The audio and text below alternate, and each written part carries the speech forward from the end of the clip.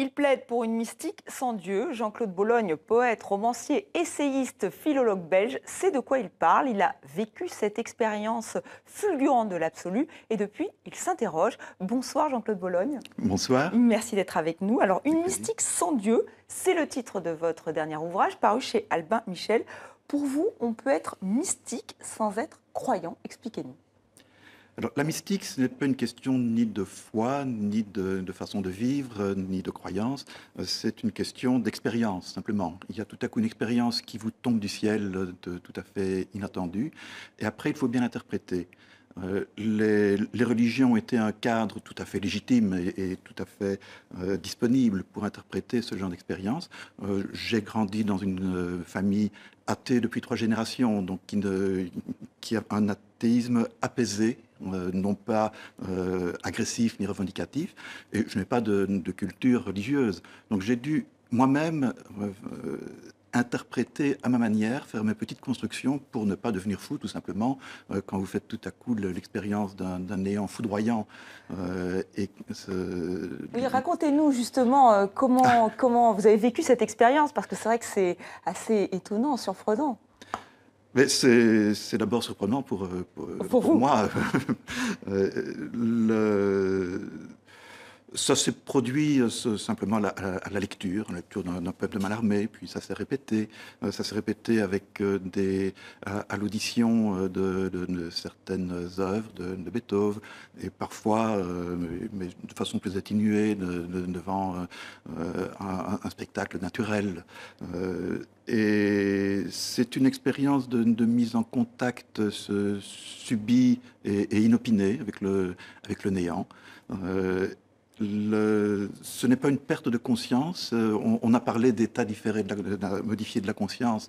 C'est la façon médicale d'aborder les choses. Pourquoi pas? C'est pas une perte de conscience, une sorte de surconscience, la perte de conscience du monde qui nous entoure, et en même temps une conscience très forte de ce qu'on est à ce moment-là. Et surtout une joie. Le terme joie revient dans tous les témoignages de mystiques, qu'ils soient chrétiens, islamistes, musulmans, athées. Le terme joie revient de façon fréquente. C'est une expérience d'une joie foudroyante. Je préfère le mot joie au mot extase, qui est très marqué Oui. religieusement. Et puis vous revenez de cela, et il faut bien l'interpréter, sinon vous ne pouvez pas y survivre. Alors vous répertoriez justement de nombreux exemples dans l'histoire, dans la littérature, on va y revenir dans un instant, mais c'est vrai que moi ce qui me surprend, c'est pourquoi vous dites non, ce n'est pas Dieu. Ce n'est pas Dieu, parce que vous auriez pu, vous êtes athée, mais il y a des athées convaincus qui sont devenus croyants. Pourquoi vous dites non, ce n'est pas Dieu, et c'est une réflexion que vous allez mener jusqu'à aujourd'hui. J'ai mis une dizaine d'années avant de rencontrer le mot mystique, et donc avant de me rendre compte que ce que j'avais vécu, d'autres l'avaient vécu à l'intérieur d'une foi. Pendant 10 ans, on réfléchit à cela, et on fait sa petite construction. Et tout à coup, je me suis rendu compte que ce dont parlaient des mystiques chrétiens du Moyen-Âge, puisqu'au départ je suis médiéviste, donc c'était mon terreau naturel, que ce dont il parlait, c'était ce que j'avais vécu, mais il avait vécu avec Dieu. Si je les avais rencontrés plus tôt, il est possible, probable même, que je me serais converti, je serais devenu moine, et puis voilà, j'aurais eu une autre vie. Mais c'est venu beaucoup plus tard pour moi, cette rencontre avec la mystique croyante.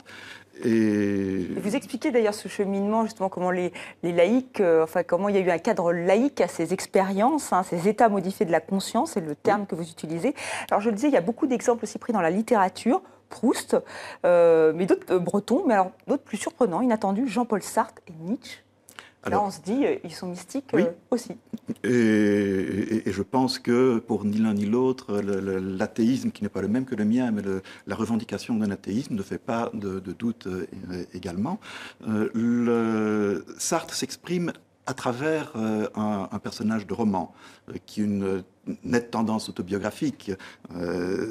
C'est Roquentin dans la nausée, mais l'expérience du marronnier dont Sartre parle pour lui-même de façon beaucoup plus pudique et moins développée dans son courrier avec Simone de Beauvoir, est une expérience qui reprend des termes et des thèmes de tous les mystiques. Sauf qu'il ne fait pas référence à Dieu, mais il y a cette expérience profonde de la prise de conscience tout à coup, de la perte de conscience du monde, la prise de conscience de l'existence, c'est comme ça que lui s'exprime. Moi, je parlais plutôt d'absence, mais il y a une expérience qui est profondément mystique chez Roquentin de la Nausée et qui peut-être reprend celle de Sartre. Celle de Breton, lorsqu'il parle de hasard objectif, il y a un vocabulaire et il y a des thèmes qui reviennent chez tous les mystiques, comme Georges Bataille, qui lui assume le terme mystique dans l'expérience intérieure et qui lui aussi a inventé le terme d'athéologie parce qu'il revendique aussi son athéisme. Ionesco, il y a des expériences qu'il raconte dans des interviews qui sont extrêmement pudiques, mais dans lesquelles on retrouve ces thèmes de toute mystique. Et ce qui m'intéresse, c'est que tous ces gens-là ont construit une œuvre à partir de cette expérience, dont ils ne parlent pas nécessairement de façon explicite, mais qui est fondatrice. Et c'est ce côté fondateur qui, pour moi, est essentiel dans une mystique, a fortiori une mystique sans Dieu. Merci Jean-Claude Bollion d'être venu sur le plateau de 64 minutes. Donc je rappelle cet ouvrage, vous allez vous replonger effectivement aussi dans l'histoire et la littérature. Merci encore. Merci.